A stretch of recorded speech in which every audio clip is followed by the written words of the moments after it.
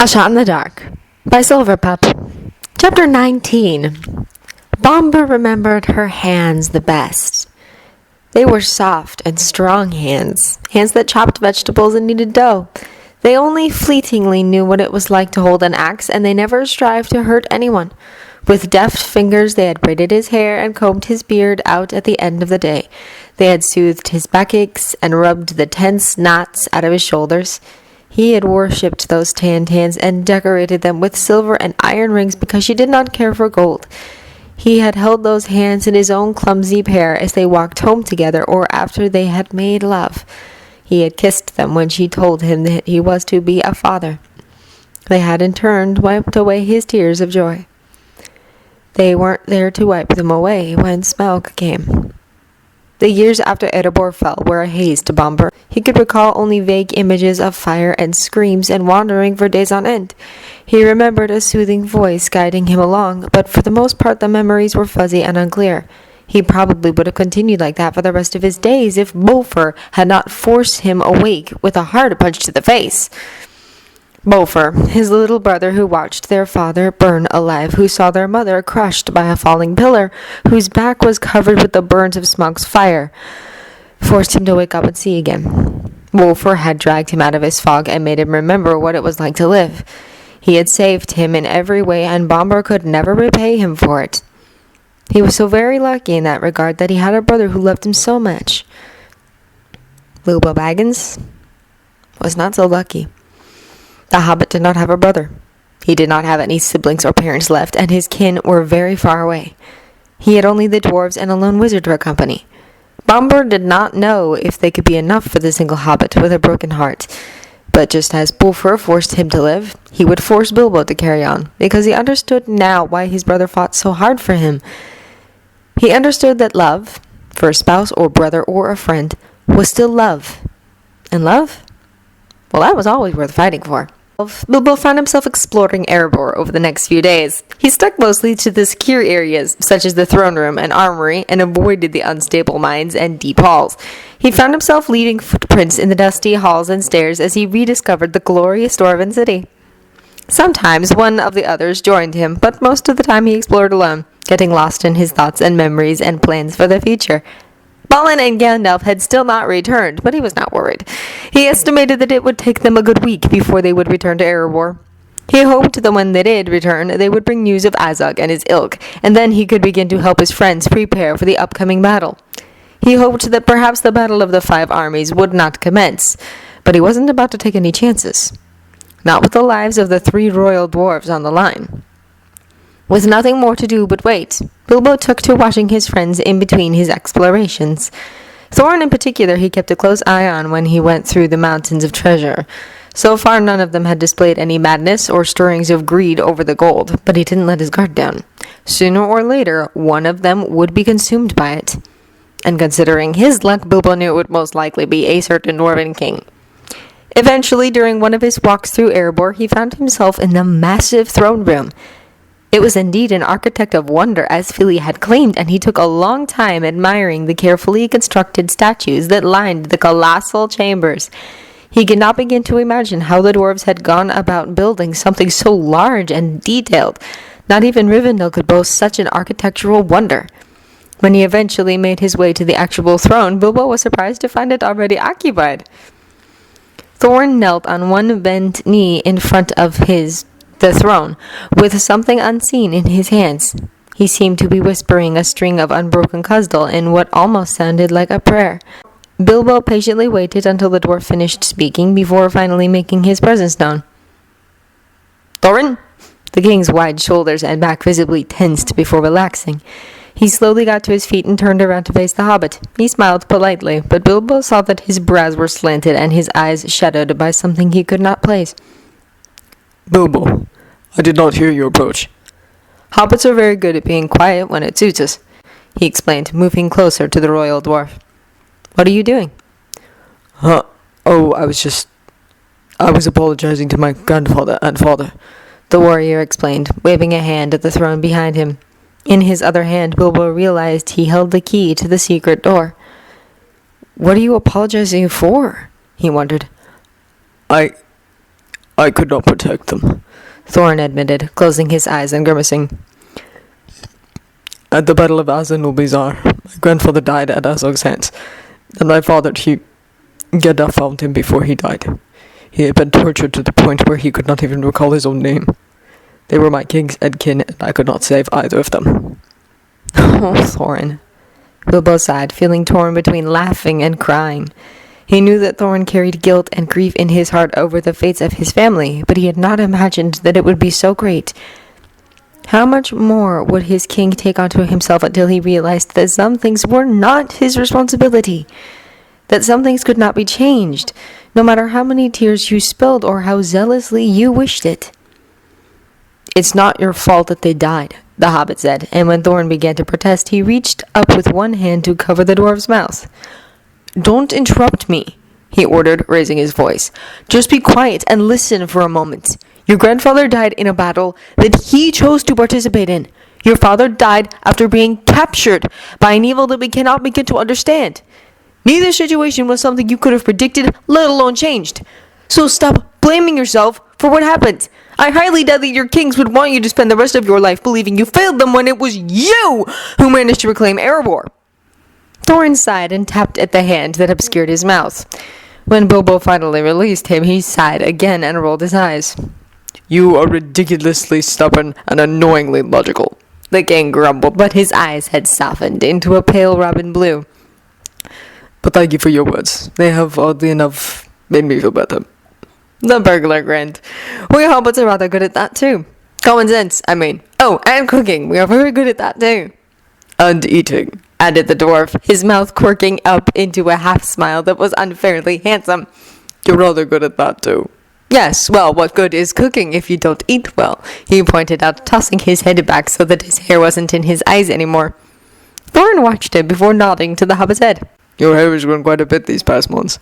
Yes, I am aware of that. It keeps falling into my face, Bilbo grumbled, shaking his head and making the curls bounce back into his eyes. See, I keep meaning to cut it, but every time I ask someone for scissors, no one seems to have a pair. I think it's a conspiracy.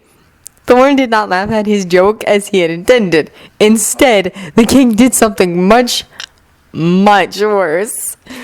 Without a word, Thorin reached out to push his hair back behind one of his pointed ears. Bilbo froze and stared at the dwarf as that large hand skimmed his cheekbone and then the tip of his ear before dropping back to his side. Would you like me to braid it back for you, so it will not fall on your face anymore? Asked the king, looking unfazed by his actions. He shook his head quickly and stepped back. No, that won't be necessary. I don't think it would look good. Braids, that is. I think I would look awkward with them. The dwarf did not look discouraged. I disagree. I think you would look fine with them. Please, would you let me try? If you do not care for them after, then I promise to undo them. Bilbo felt himself caving like one of the forts that Frodo used to make with his drapes. Oh, very well then. But when it turns out hideous, don't say I didn't warn you. Thorin smirked and gestured for him to sit down on the cold stone floor. He did so reluctantly and felt the dwarf settle behind him. He tried his best not to tense at having Thorin so close, and when he felt the dwarf run his fingers through his hair, it grew even more difficult. His heart began to pick up speed, and he wondered if the other could hear it trying to pound its way out of his chest. The king was silent as he quickly separated his hair and began to braid it back. Bilbo shivered at the gentle touch and light pull on his hair. No one but his parents had ever bothered with his hair before, so it was a rather new experience to have someone else touch him, especially someone he was attracted to. It made him wonder if all dwarves felt the same pleasure, and if that was true, then he suddenly had a new understanding for their fascination with hair. Thorin made quick work with the braid before pausing when he reached the end. Bilbo heard him shift and the sound of something clicking before his hands returned. He felt those hands tie the end of his braid before moving on to the other side. The second braid was finished just as quickly, and soon, too soon, he secretly admitted to himself, the king was standing up. There, finished. How does it feel? The dwarf asked, helping him to his feet. Bilbo reached up and held out one of the braids in front of his eyes. His thick curls were tightly woven into an intricate order before being tied off by a familiar band of silver and black. He dropped the braid and watched as it fell off to the side of his face and out of his eyes. These are your clasps, he said, looking to the dwarf's signature braids only to find them lacking their bonds at the end. Why are you letting me use them? Thorin shrugged. I have nothing else to tie the ends with. But aren't these important? And what will you use for your hair? He wondered, frowning up at the king. The dwarf simply shook his head as a grin bloomed across his face. I have extras I can use. You keep them for now. When Erebor is rebuilt, I will make you a better pair. Bilbo fingered one of the metal fastenings. No, you don't have to do that. These will work fine. Thank you, Thorin. This is a lovely gift. Even better than the mithril shirt. Truly. Thorin's eyes widened and he pulled his shoulders back. You like those simple things more than the mithril shirt. Of course. The shirt is just a pretty shirt. But these? Bilbo held up one of the braids again and swung it back and forth. These are something you value and yet gifted to me. They have much more sentimental value and are therefore much more precious to me. Thorin rubbed his shorn beard as he considered his words. I see. You like things with sentimental value. That actually fits you. I will keep this in mind with future gifts. You do that. Bilbo dropped his braid and delighted in how the cool metal brushed against his skin before settling under his jaw. I think I will keep these braids for now. They do keep my hair out of my face nicely. I told you they would. You should really listen to my ideas more often. They tend to be good ones. The king boasted, grinning without restraint. The grin softened the creases and harsh lines in his face, making him look years younger and the resemblance to his nephews even greater. Yes, much like the idea to take on a dragon with 13 dwarves, he drawled, tilting his head back to give the dwarf a look. Wonderful plan, really. Thorin sniffed. It worked, didn't it? Yes. Somehow, magically, yes. But in the future, let's not take on any more dragons, he chided, turning on his heel and walking down the steps. Come on now, O King under the mountain. I think it's time for second breakfast. Thorin followed him without complaint. Second breakfast? What is that? Bilbo wrinkled his nose. I forgot that you dwarves only eat 3 meals a day. I think it's time I educate you lot in the wonders of 7 meals a day. In the Shire, we start the day off first with breakfast. As much as he enjoyed Erebor, Bilbo found himself longing for fresh air and sunlight after a few days. He was a hobbit after all, and they enjoyed the feel of grass under their feet and the warm touch of the sun on their skin. When he told his comrades his desire to visit outside, they quickly agreed, but only if he took someone with him. So, with Biffer in tow, he traveled down through the secret door and back to the mountaintop. Fresh air! Bilbo cheered, throwing his arms up and letting his head fall back. The air was chilly, but the afternoon sun was bright in the gray clouds, and it warmed him to the bones. Even the rocks and weeds under his feet felt nice after walking on nothing but smooth stone and coins. Biffer chuckled at him and took a seat on one of the boulders. He pulled out his pipe and lit it up while keeping his eye on their surroundings. I doubt anything will attack us up here, he reassured, lacing his fingers behind his head and relaxing against it. Biffer scoffed and slowly signed, Don't be dumb. There is always danger. Bilbo simply rolled his eyes. It has saved me from paranoid dwarves. The dwarf just grinned in return before waving at his hair with his pipe and then pointed to Bilbo. The hobbit translated it to mean, Nice braids. Who did them? Like them. Thorin did it, he explained, shaking his head so the braids swung loose and then stopped to show how they fell into place around his face. I was skeptic at first, but now I realize how useful they are. They keep my hair completely out of my face. It's wonderful. Biffer chuckled and took a puff of his pipe. He held up one of his own braids where there was a clasp, shook it at Bilbo, and wiggled his brows. There are Thorin's clasps, yes, but they don't mean anything. He just didn't have anything else on hand, he explained, dropping his arms back to his side.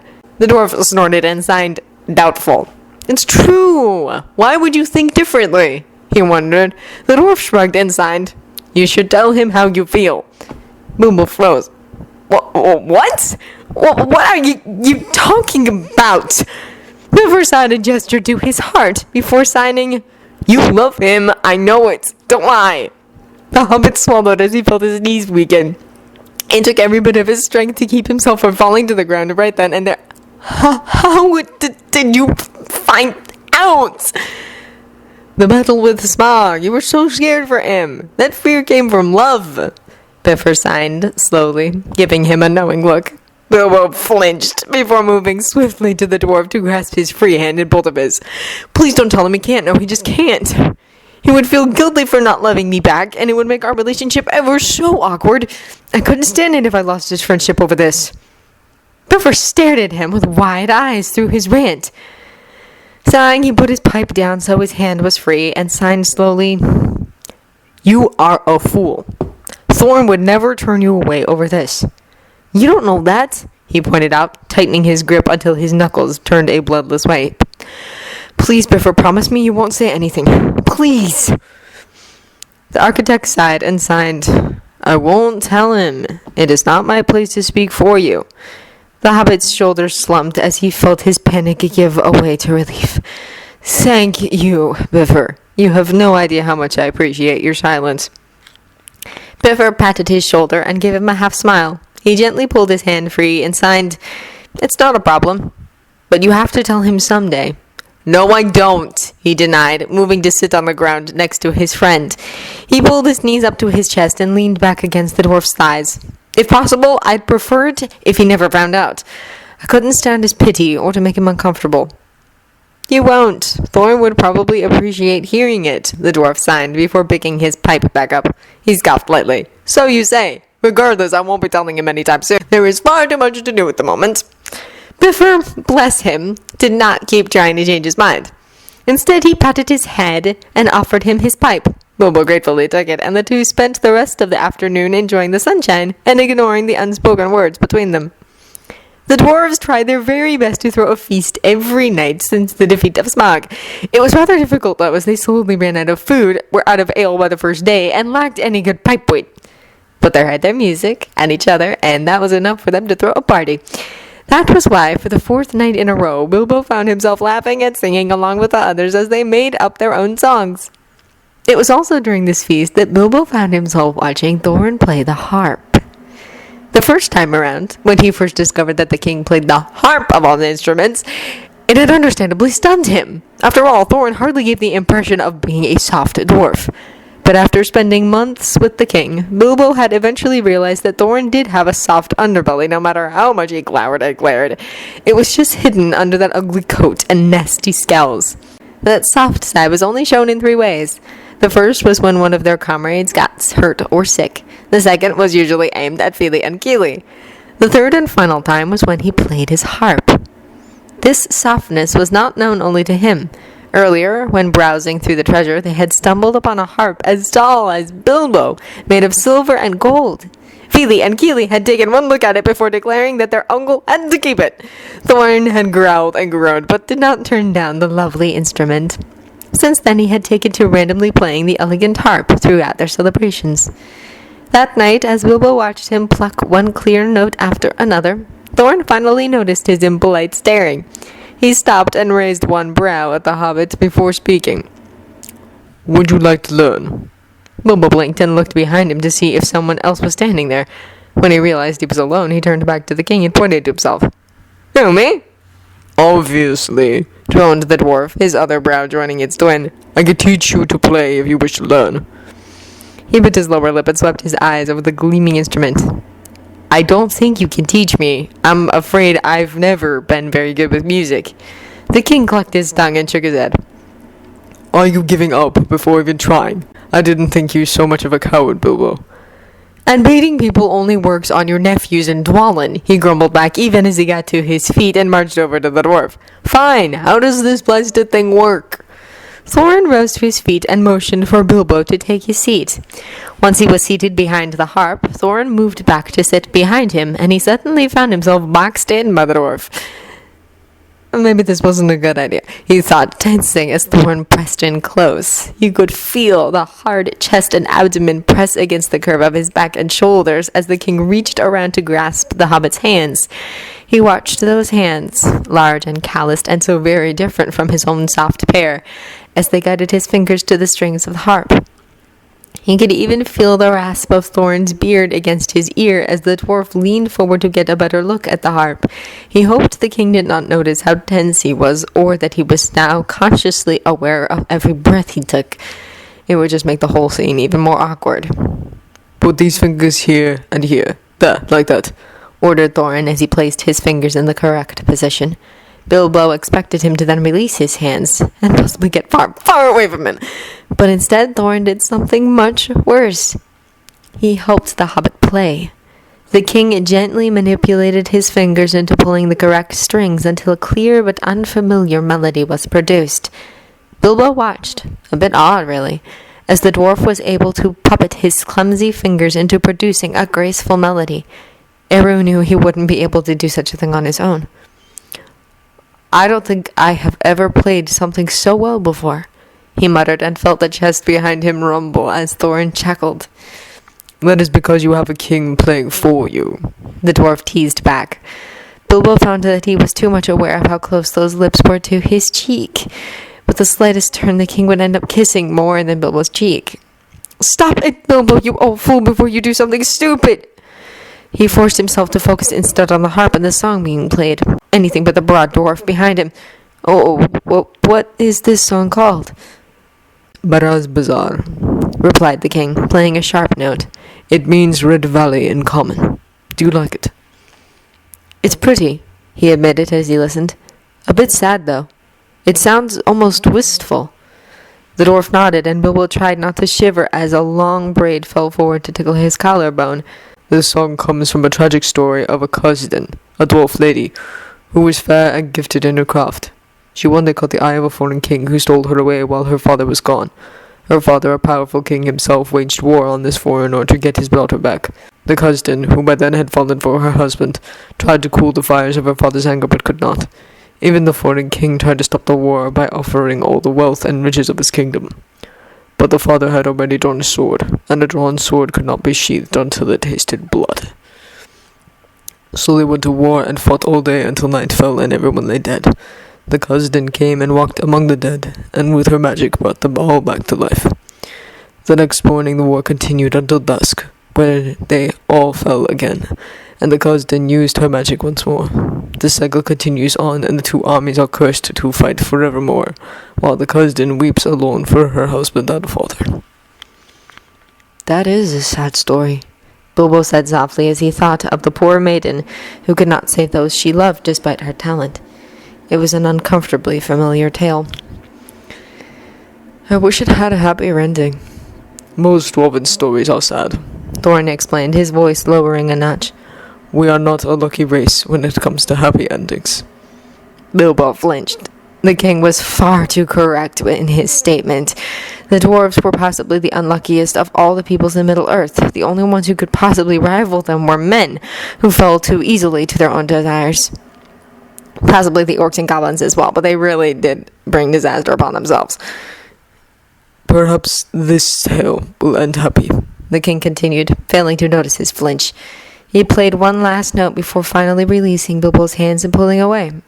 The hobbit firmly told himself that he was not disappointed over that. "Did you enjoy your lesson?" asked the dwarf, staring at him with sky-blue eyes and a half-smile.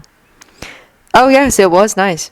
Maybe one day I won't even need you to guide my fingers," he answered without thought before going wide-eyed. He had just invited Thorin to teach him again. What was wrong with him? The king's smile grew into a full one at that. "Perhaps. Until then, I will help you." Bilbo felt his face begin to grow hot, so he quickly stood up and walked away without another word. It was rude of him, and he would have to apologize later, but at that moment he had to get away before he did something stupid, like taking Thorin up on his offer. "I see you finally gave in and let someone braid your hair," crowed Gloin as he took a seat next to Bilbo later that night. He rolled his eyes. "Yes, I finally braided my hair, but only because no one would lend me a pair of scissors. You wouldn't have anything to do with that, would you?" "Of course I do," the dwarf replied without an ounce of shame. "I told them of your dumb idea, and they all agreed it was for the best. And I was right. You look so fetching with those braids. You might actually pass as attractive now." Bilbo groaned and smacked his current annoyance on the arm. "I'm not doing it for the appearance, but because it's practical. It keeps my hair out of my face." Gloin scoffed. "Yeah, sure, that's why. And where did you get those clasps? They look awfully familiar." "I'm not playing this game," he insisted, pulling his legs up to his chest so he could rest his chin on his knees. "Yes, Thorin gave them to me. Yes, they used to be his. No, it does not mean anything. And yes, I am still going to cut my hair when I find a pair of scissors." "You ruined all my fun." the dwarf grumbled, slumping back against the wall they both sat before. Deal with it, he ordered, rolling his eyes. I can't imagine how your poor wife puts up with you all the time. Poor wife, my Suna is many things, but poor was never one, the warrior replied, stroking his beard. Did I ever tell you how she was the only one to ever beat me in hand and go? Put me right to the ground and remove she did. I lost both my title and my heart to her that day. Bilbo watched the dwarf as he continued to stroke his beard. His eyes were warm and his mouth had softened into a small smile. Even the hard line to his shoulders had relaxed into something gentler. You miss her. I do. Gloin admitted easily. She's my jewel, my one. I don't know what I would do without her. Probably get myself killed. Would you tell me about her? Your wife and your son? He asked slowly, playing with the thick hair on his feet. I never hear you speak of them, though I know you obviously adore them both. I haven't told you about them, have I? Mused the dwarf, tilting his head to the side. Well, first off, I am married to Suna, daughter of Sunda. She's a broad beam, and I met her when I moved to the Blue Mountains. She is about as tall as you, with hair the color of wheat and eyes as dark as ebony. Though small, she is the best fighter I have ever seen in hand-to-hand combat. She's a jewelry maker by trade, and even more direct than I am with her words. I thank Mahal every day for bringing her into my life. She sounds lovely, the hobbit said as he tried to envision the small but fierce dwarf maiden that had charmed the honorable dwarf so easily. I would love to meet her one day. You will, reassured Gloin, patting his leg. She will come to Erebor as soon as she hears we have reclaimed it. He nodded. I look forward to it then. Now what if your son? What is he like? Gimli! Well, if Suna is my jewel, then Gimli is my fire, Gloin explained, returning to running his fingers through his beard. He is my laughter and smiles and everything pure. He has my coloring and looks, but his spirit is all Suna. He is so small and yet so fierce, so very passionate and bright. He will shake the world up one day, mark my words. Bilbo believed that. Gimli had dared to take on Mordor, Firth Frodo, had fought against Sauron's forces without flinching, had gained 3 hairs from the Lady Galadriel, and had even challenged centuries of prejudice and hatred by befriending Legolas. Gimli had not just shaken the world, he had shattered it. They are the reason that I decided to join Thorin on this quest, the warrior admitted quietly, his hand slowing. Reclaiming Erebor would give them both a better life. Even if I had died on the quest, as long as Erebor was reclaimed, they would have been taken care of. I want that for them. I want Suna to sleep soundly, knowing that we are safe. I want Gimli to grow up without ever going hungry again. I want them both to be happy and safe. I think it is all I ever wanted in this life. Bilbo felt something in him melt. Gloin sounded so honest, so humble in his desire to give his wife and son a better life. How many beings, elves, dwarves, men, hobbits, could ever say they took on a dragon just so their family would never risk the chance of hunger? How many gods and kings and lords could ever say that they would die just to keep their loved ones safe? It was no wonder why Gimli had grown up to be such a wonder. He had the perfect role model to follow. You can give them that now, he pointed out, nudging the warrior's arm with his shoulder. You can give them everything they ever wanted. Erebor is safe once more, and your family is too. Gloin sniffed and turned his face away to subtly wipe his eyes. Yes, you're right. No need to rub it in, no burglar. Bilbo nodded and carefully looked away from the teary-eyed dwarf. He tried his best to ignore the nagging guilt that whispered he was ruining Gimli's destiny with his intention to destroy the One Ring. He was sorry, yes, that it had to be done by him and him alone. After all, Gloin wasn't the only one with a family to save. In hindsight, he should have expected it to happen soon. Luck had never favored him the last time around, so why would it start then? It was in the middle of their 6th celebration, and he was in the process of showing Ori a hobbit dance when the young dwarf suddenly stopped. Hey, what's that glowing over there? Wondered Ori, squinting at something in the distance. Bilbo turned to where he was looking and froze at what he saw. Oh no. What glowing thing? Asked Keeley, joining them in their staring. The rest of the dwarves eventually stopped as well and turned to see what they were looking at. Owen gasped and reached out to steady himself against his brother. Thorin, is that? The king stepped forward, blue eyes turning darker with every step. Bilbo had to dig his nails into the palm of his hands to keep himself from grabbing the dwarf and pulling him back. Instead, he forced himself to watch as the king slowly reached out and picked up a clear gem that glowed with an inner white light. Philly took in a sharp breath as he had made the connection. "Wait, is that what I think it is?" "What is it?" whispered Biffer, his eyes wide and cloudy. "The heart of the mountain," Thorin said softly as he held up the stone in both hands. His blue eyes had gone completely black as he stared at the gem of his ancestors without blinking. This is the legacy of our heritage. This is the Arkenstone. And Bilbo wanted to scream.